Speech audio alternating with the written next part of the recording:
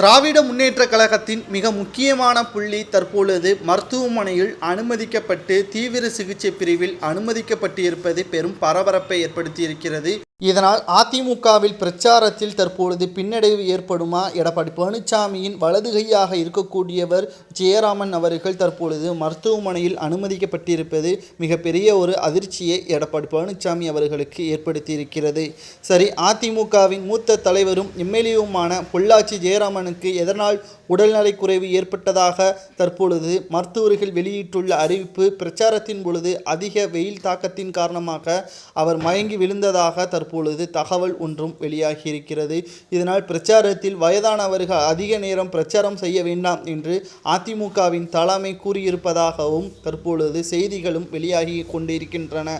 இன்னும் 3 நாட்கள் இருக்கக்கூடிய நிலையில் ஒட்டுமொத்த அதிமுகவும் தீவிர பிரச்சாரத்தில் இன்று மாலை 6 மணியுடன் முடிவுக்கு வரவுள்ள நிலையில் எப்படியாவது 39 தொகுதிகளில் 27 இடங்களுக்கு மேலாக கைப்பற்ற வேண்டும். அப்பொழுதுதான் வருகின்ற சட்டமன்ற தேர்தலில் பெரும்பான்மையுடன் அதிமுக மீண்டும் ஆட்சியை தக்க வைத்துக் கொள்ள முடியும் என்ற கருத்து கணிப்புகளும் வெளியாகி கொண்டிருக்கின்றன.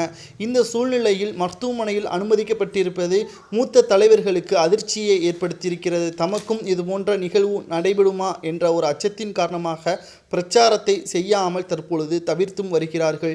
இதனால் அதிமுகவிற்கு பின்னடைவு ஏற்படும் என்ற சில கருத்துகளும் வெளியாகி கொண்டேதான் இருக்கிறது. பார்க்கலாம். அதிமுகவின் மூத்த தலைவர் எம்எல்ஏவுமான பொள்ளாச்சி சிவராமன் அவர்களுக்கு மிகப்பெரிய அளவில் கடந்த 2019ஆம் ஆண்டு எதிர்ப்புகளும் கிளம்பியது.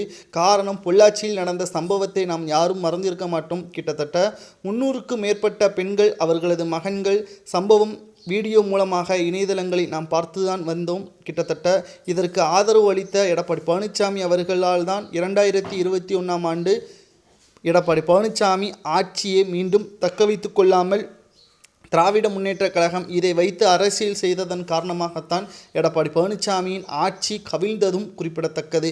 தற்பொழுது மீண்டும் பொள்ளாச்சி சிவராமனை வைத்து மீண்டும் அரசியல் செய்தால் எடப்பாடி பழனிசாமியின் நிலைமை மிக மோசமாக மாறிவிடும். அவர் அரசியல் ரீதியாக எந்த ஒரு விமர்சனமும் முன்வைக்காமல் மருத்துவமனையில் சாதாரண நண்பர் மற்றும் உறவினர்கள் என்ற அடிப்படையில் தான் பொள்ளாச்சி சிவராமனை சந்தித்துள்ளதாகவும் தகவல்கள் வெளியாகி இருக்கிறது.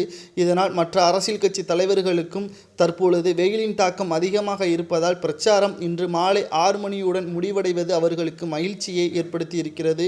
மேலும் பொள்ளாச்சி ஜெயராமன் அவர்களது உடல்நிலை தற்பொழுது தீவிர சிகிச்சை பிரிவில் இருப்பதும் குறிப்பிடத்தக்கது. உங்களது கருத்துக்களை கூறுங்கள். மக்களவைத் தேர்தலில் அதிமுக எத்தனை இடங்களில் வெற்றியடையும் என்பதை மறக்காம கமெண்ட் வாயிலாக கூறுங்கள். நன்றி, வணக்கம்.